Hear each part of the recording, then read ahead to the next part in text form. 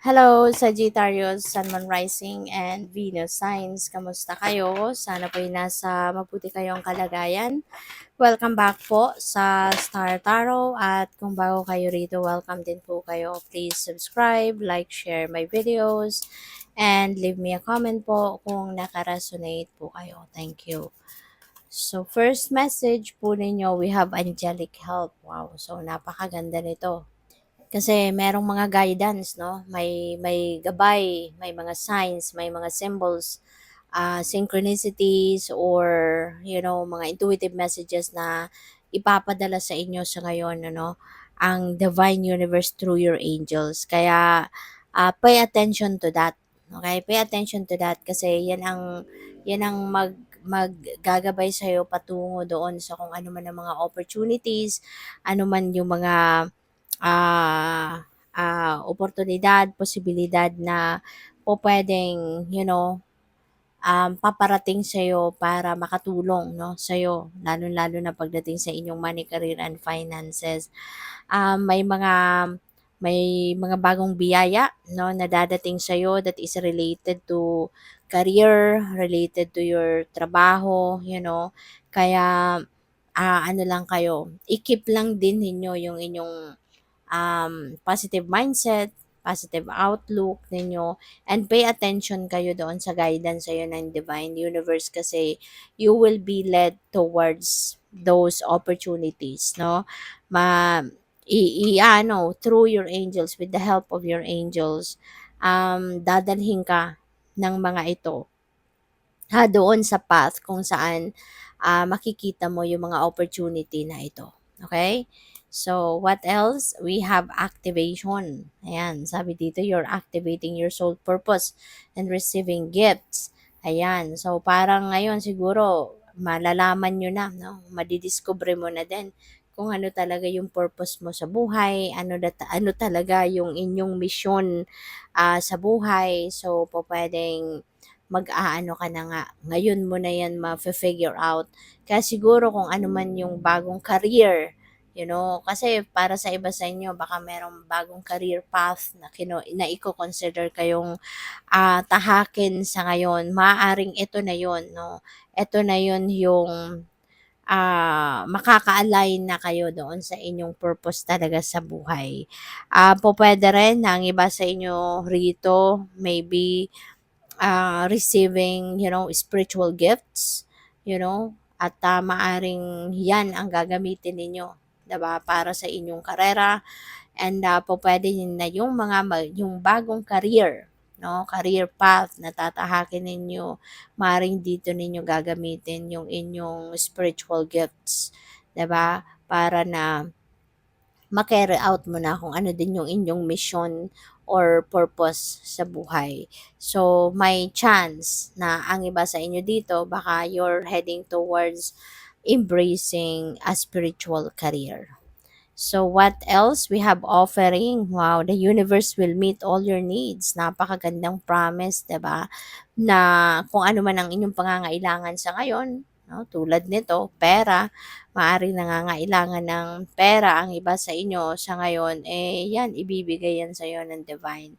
'Di ba? The universe will meet all your needs. So, all your needs will be provided to you, 'di ba?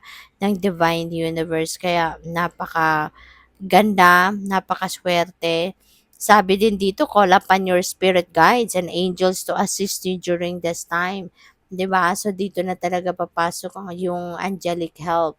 So, maaring mabisi ngayon sa inyo ang inyong angels, no? And yung mga guardian angels ninyo and your spirit guides, they will be very active around this time, 'di ba? At tutulungan ka nila sa kung ano man ang inyong pangangailangan, lalo-lalo na pagdating sa inyong money, career, and finances. So, by the way, maraming salamat for subscribing. And if you haven't subscribed yet, subscribe na kayo. And also, maraming salamat din for not skipping the ads. Malaking bagay yan sa akin. And also, please click the join button sa baba ng video kung gusto niyo na mag-join kayo sa membership. Okay? Salamat po. So, first card ninyo, Genius. Wow. So, most likely, ang iba sa inyo ngayon, Sagittarius, or ang iba talaga sa inyo, talagang extra ordinary 'no, yung inyong talino, yung inyong intellect. At, pupuwede rin 'no, na isa 'yan sa magagamit ninyo as you head towards a new career, 'di ba? Pupuwedeng yung pagiging genius ninyo, 'yan ay magiging kapital ninyo para ma-carry out ninyo yung inyong purpose sa buhay. So, what else? We have creator, wow. So, kaya kayo siguro, 'di ba, you will be able to create something, baka ano ka, magiging inventor ka, 'di ba? Kasi nga genius, 'no? So, maaring mag-iimbento ng kung ano man, maaring related sa science, pupuwede nan related sa spirituality or kung ano man, ano. So, maaari din na your creativity, 'no, lalabas din dito sa ngayon. Kaya you'd be able to create different things. Um, na pupuwedeng makatulong sa ibang tao. You will be inventing, innovating, 'di ba? Different things 'no, na pupuwedeng talagang magiging ano mo 'yan, magiging asset mo, 'di ba? At, 'yan ay makakatulong, sa iba, makaka-inspire sa iba, yung gano'n. So, we have elder. Pupuwede na ang iba sa inyo rito is dealing with an elder.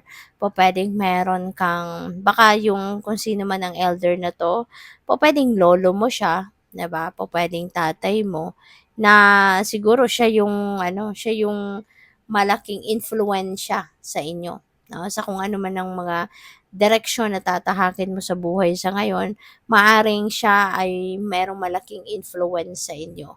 No, na even if yung ideas mo is siguro very modern na, 'di ba? Pero yung traditional, no?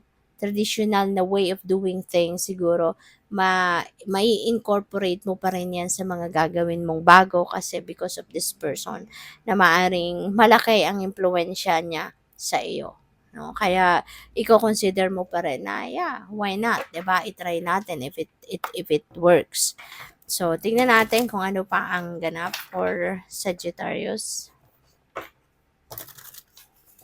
Pupuwede rin na yung elder na 'to, ito yun din yung laging nandiyan diyan to support you, to push you, to guide you, 'di ba? Pupuwedeng gano'n din ang ganap.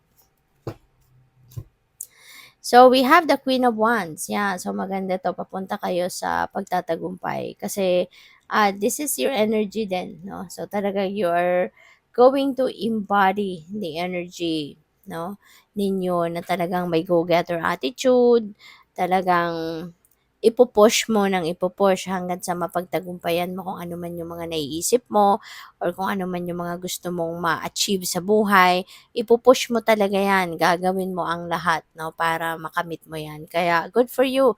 Kaya kung ano man itong mga sisimulan ninyong bagong bagong career or yung mag-spiritual career kayo, kung ano man ang pinaka-goal ninyo diyan, talagang gagawin ninyo ang lahat 'no, para makuha mo. Kaya good luck sa'yo and congrats din kasi si Sagittarius hindi kayo titigil, 'di ba? Hangga't hindi kayo magtatagumpay. So, what else? We have Three of Cups and yes, speaking of tagumpay, 'di ba?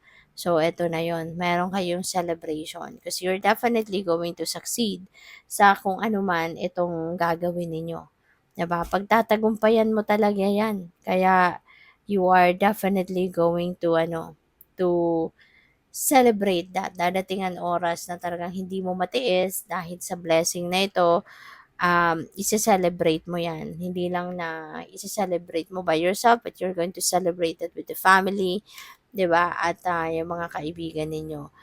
Maraming dahilan, no? Maaring maraming dahilan dito yung pagse-celebrate ninyo since meron kayo ritong mga financial blessings na dadating, 'di ba? May magandang career na maaaring magbubukas para sa'yo, may mga perang dadating, 'di ba? Maaaring magkaroon kayo dito ng abundance talaga, prosperity. Kaya isa din 'yan sa magiging dahilan ng inyong excuse me, ng inyong pagse-celebrate.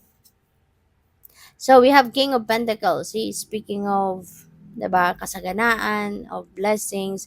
Si King of Pentacles, 'di ba? This is abundance and prosperity energy. So, pupuwede na ang iba sa inyo, baka meron talagang dadating na mga financial and material opportunities dito na siyang magdadala sa inyo ng mas maraming pera, mas maraming kasaganaan, no, prosperity, 'di ba, na mai-enjoy niyo talaga.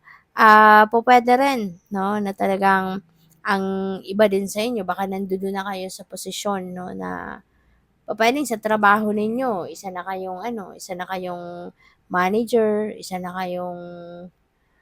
kayong supervisor or kung ano man ang mataas na posisyon sa opisina ninyo, sa trabaho ninyo, maaaring nandodo'n ka na, 'di ba? Kaya marami ka ng pera, marami ka ng take home pay, ganyan, mas malaki na yung bonus mo, mga gano'n. Kaya, ang iba sa inyo talagang pupuwedeng promotion pa lang ito, 'no, for some of you. Kaya magiging ano ka talaga, magiging masayang-masaya ka, and of course you have all the reasons to celebrate kasi ang daming blessing, eh, 'di ba?